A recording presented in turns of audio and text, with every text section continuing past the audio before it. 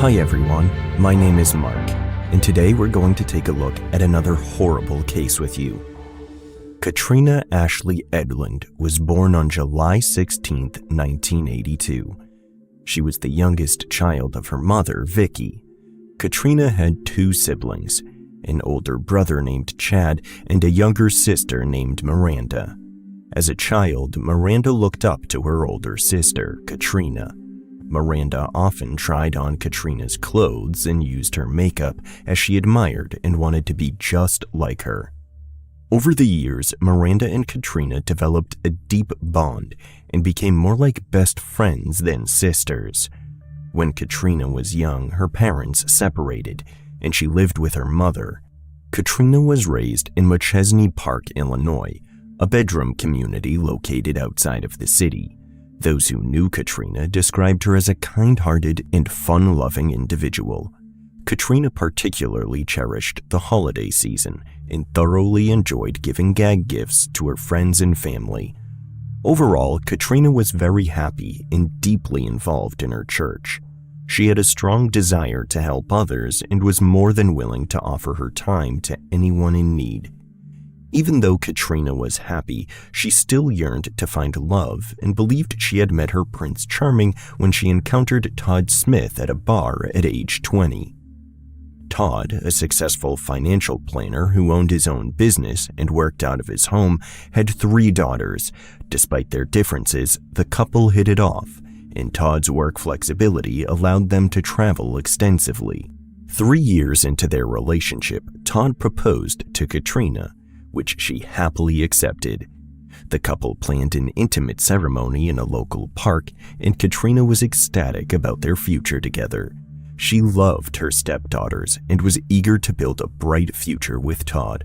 Moreover, Katrina's mother, Vicky, and her siblings, Chad and Miranda, loved Todd and considered him a great guy. They trusted him to take care of Katrina and believed the duo was a perfect match. Following their marriage, Katrina and Todd settled in Machesney Park, where they began their life together. On October 20th, 2012, Katrina Smith, a 30-year-old woman, called her mother, Vicky, and told her she was house-sitting for a friend. During their conversation, Katrina mentioned that she would be coming over for dinner on October 24th and had news to share with her mother. Vicky sensed something was going on, but she wasn't sure what it could be. Before hanging up the phone, Vicky promised to cook Katrina's favorite dish, chicken and dumplings. However, she would never have the opportunity to fulfill that promise. Several days after that phone call, Katrina disappeared, and Vicky would never see her again. At 5 p.m. on October 23rd, Todd Smith contacted 911 to report the disappearance of his wife, Katrina Smith.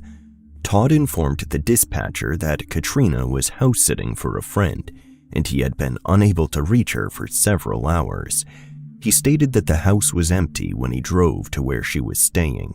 Miranda and Chad, Katrina's sister and brother, became concerned when they learned of her disappearance.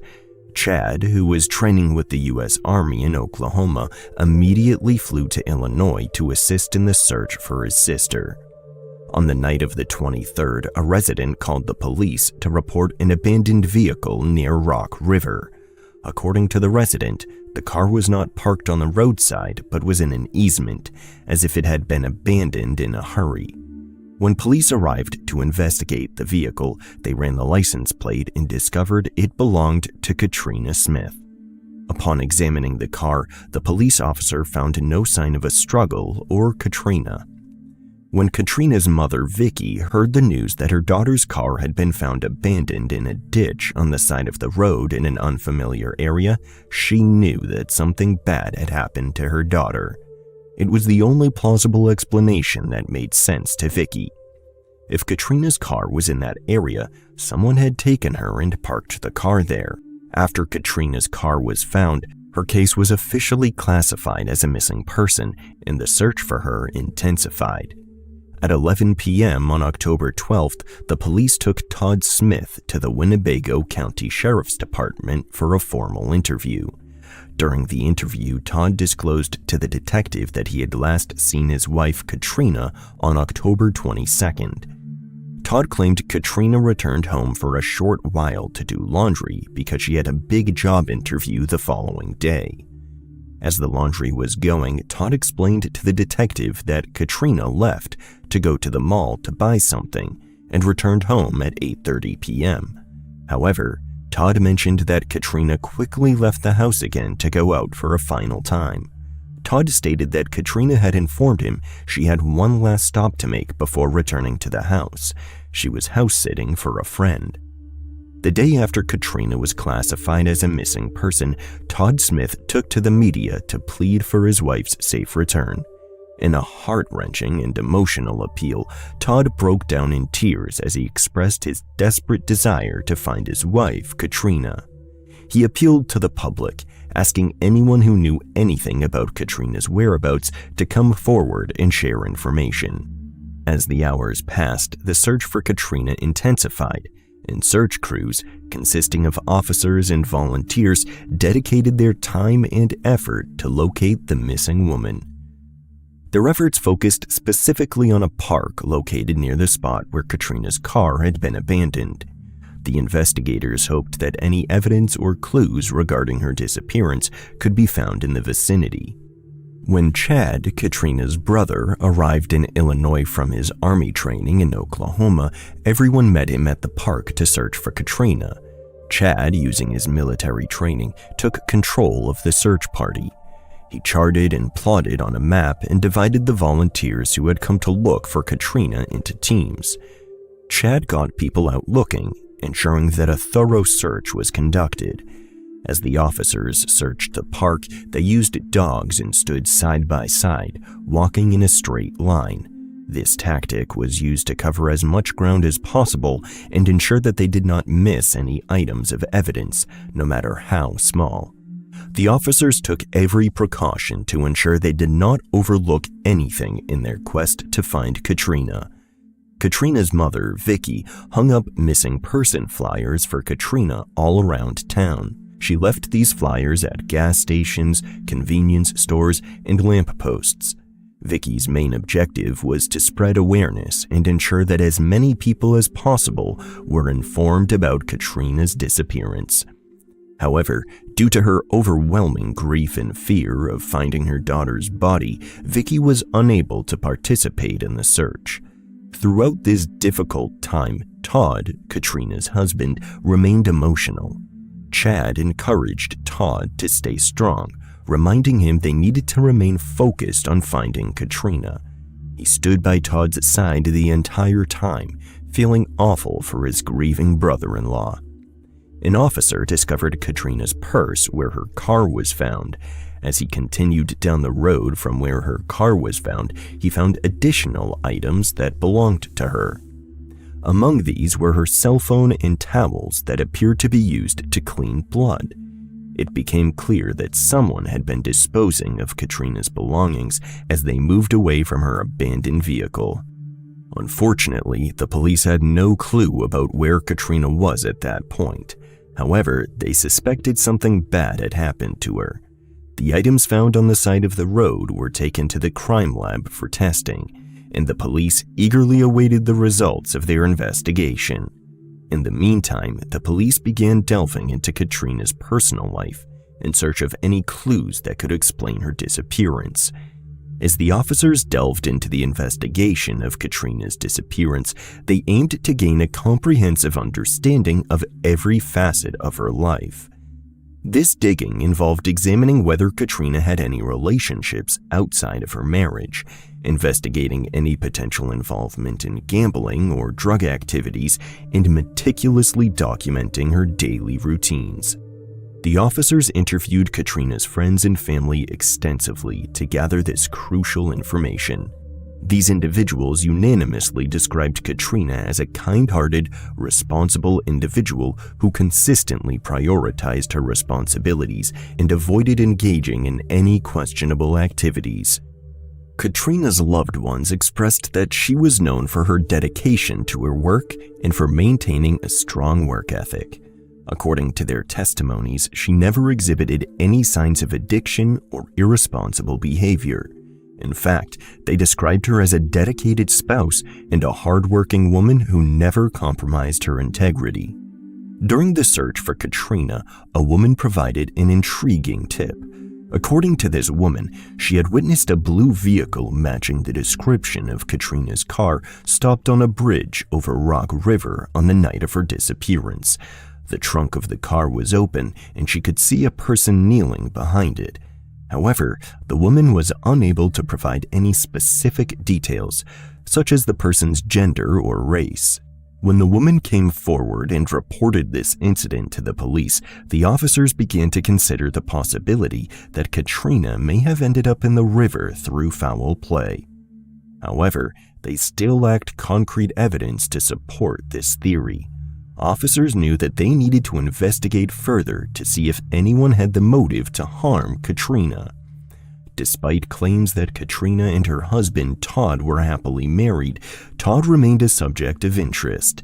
The authorities had doubts, as there was always the possibility of hidden conflicts or secrets within the marriage. The investigation into Katrina's disappearance continued, and the police received information that led them to a suspect.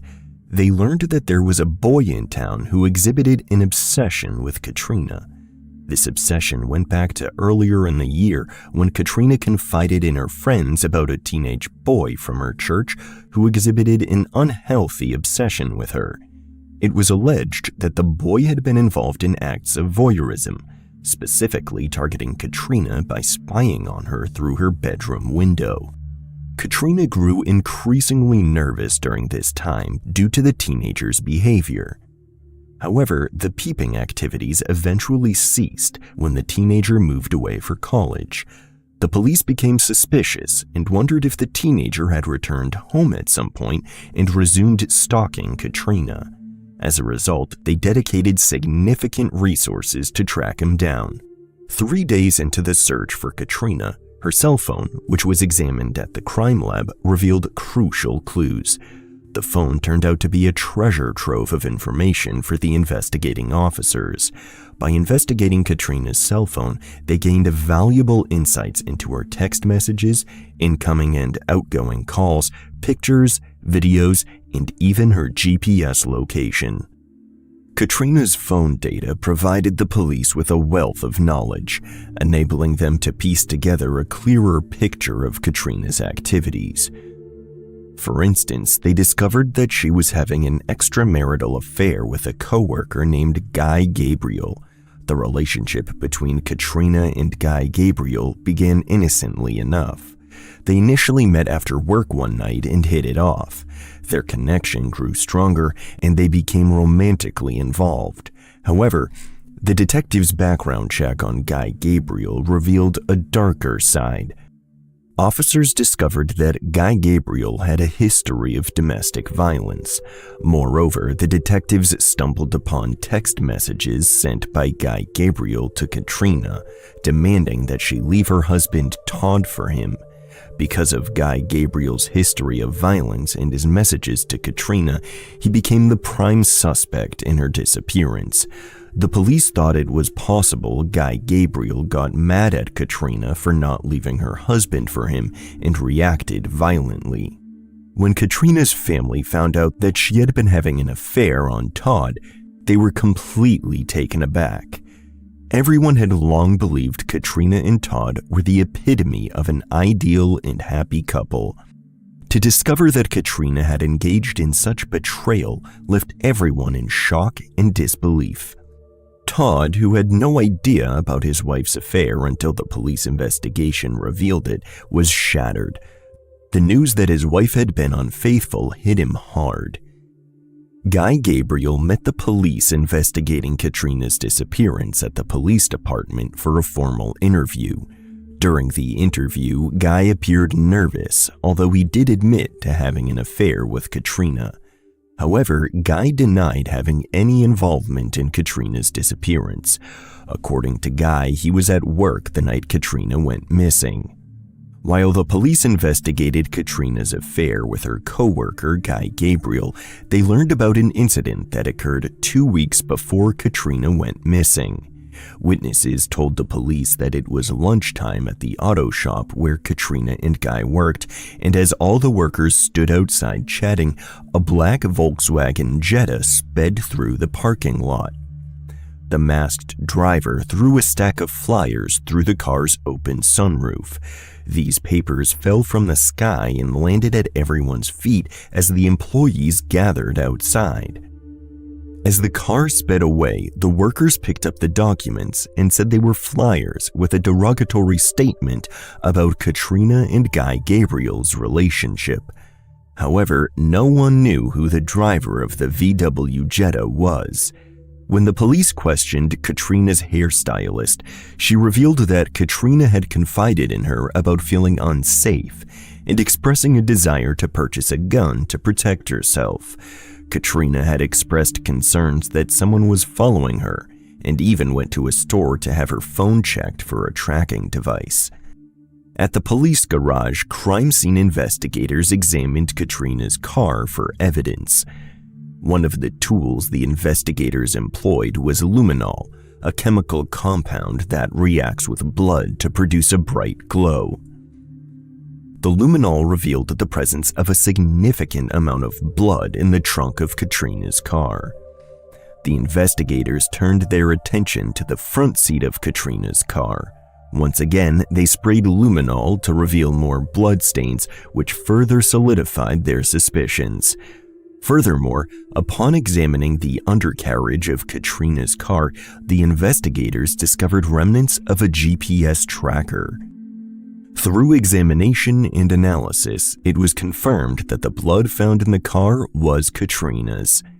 This confirmation, combined with the volume of blood found, led the police to an alarming conclusion. The amount of blood found convinced them that Katrina may no longer be alive. 18 days after Katrina went missing, the police department received a call from an off-duty fireman on Rock River. This fireman was fishing and saw something in the river that he thought a log had taken. However, when he drove his boat closer for a better look, he realized that the object was a body. The fire department was called in to recover the body, and upon pulling it from the water, they discovered that it was a female body. However, it was initially difficult to determine the identity of the body, as it had severely decomposed. They had no idea if it was Katrina Smith or not. The body was then transported to the medical examiner's office, where the staff performed an autopsy to determine the cause of death. In order to identify the remains, dental records were provided to a county dental expert. After examination, the expert matched the teeth from the body to those in Katrina Smith's records and concluded that the body pulled from the river was indeed that of Katrina Smith. Katrina's cause of death was determined to be blunt force trauma to the head. When Katrina's family learned her body had been found and she had been murdered by blunt force trauma to her head, they all broke down and cried. This news was devastating, and their emotions overwhelmed them as they processed the magnitude of what had happened. Katrina's mother, Vicky, was in disbelief when she heard the news. The knowledge that her daughter had been violently beaten in the head was unbearable for Vicky. Officers tracked down the teenage boy who had been allegedly stalking Katrina and cleared him as a suspect after they confirmed his alibi that he had been on campus at his college during the time of Katrina's disappearance and murder. This confirmation eliminated him as a viable suspect, and the police turned their attention to Katrina's boyfriend outside of her marriage, Guy Gabriel. Guy Gabriel told the police he had an alibi for the night Katrina disappeared. He stated that he had been at work during that time. To support his claim, Guy's managers provided their time card, which confirmed that Guy had been at work that night. Additionally, several co-workers corroborated Guy's alibi, stating that they had seen him at their workplace. With Guy Gabriel's alibi confirmed, the police were no longer suspicious of his involvement in Katrina's disappearance and murder. Although Guy Gabriel was no longer a suspect, the police sought his perspective on who may have hurt Katrina. Guy divulged that Katrina's husband, Todd, exhibited controlling behavior, which led him to encourage Katrina to leave her marriage. He believed that Todd's controlling nature could have escalated and led to physical harm. As police delved deeper into Katrina's marriage with Todd Smith, several concerning details emerged. Firstly, it was discovered that Katrina had expressed a desire to divorce Todd to several people. Furthermore, the police confirmed that Katrina had met with a divorce attorney the day prior to her disappearance. Despite Katrina's claim that she was house-sitting at a friend's condo, the officers discovered she had moved in because she and Todd had separated. After gathering information and conducting interviews, the police suspected Todd of being behind the mysterious flyer incident at Katrina's workplace. This suspicion grew stronger when officers discovered that Todd had test-driven a black VW Jetta, the same model and color as the car involved in the flyer incident. The timing of these events also raised suspicion, as Todd allegedly took the test drive around the same time the incident occurred. When the police informed Katrina's family that not only was Todd the prime suspect in her murder, but also that he was already in custody, they were completely shocked and in disbelief. They had loved and respected Todd, considering him more than just an in-law. The news left everyone feeling devastated. Katrina's mother, Vicky, was particularly affected. The realization that her daughter's husband could be responsible for her murder left her physically ill. It was unimaginable to her that Todd could have done something so atrocious. Vicky had always trusted and respected Todd, and the idea that he could be capable of such a heinous crime never crossed her mind.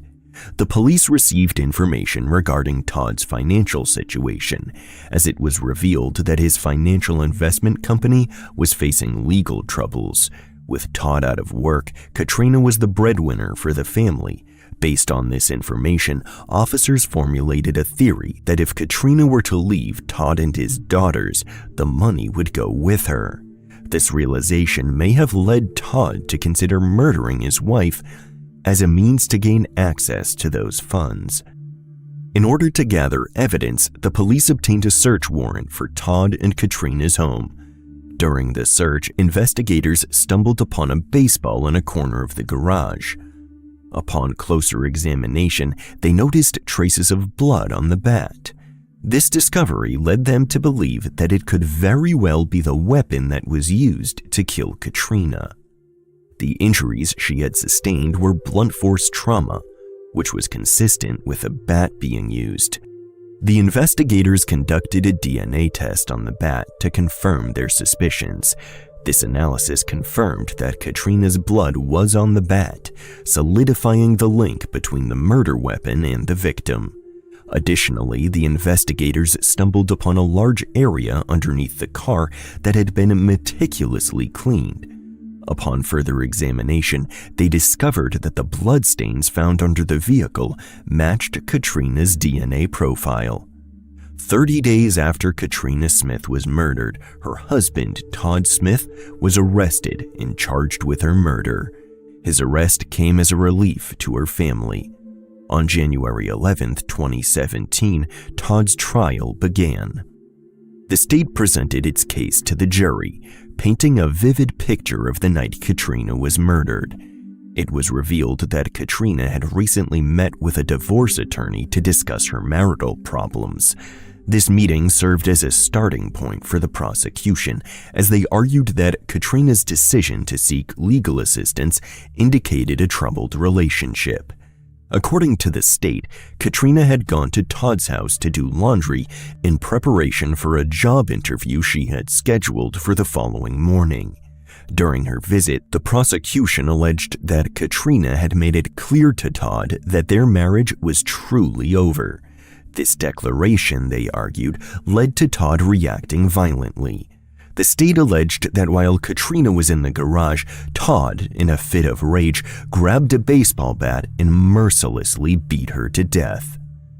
After ensuring Katrina's lifeless body, Todd allegedly proceeded to move her into the trunk of her car. He then drove to a remote location known as Rock River. There, he disposed of her body by throwing it off a nearby bridge. Following the disposal of Katrina's body, Todd abandoned her car on the side of the road. As he walked back home to wash away any evidence, he disposed of her cell phone and the bloody towels he had used to clean the garage. Jurors found Todd guilty and sentenced him to 55 years in prison.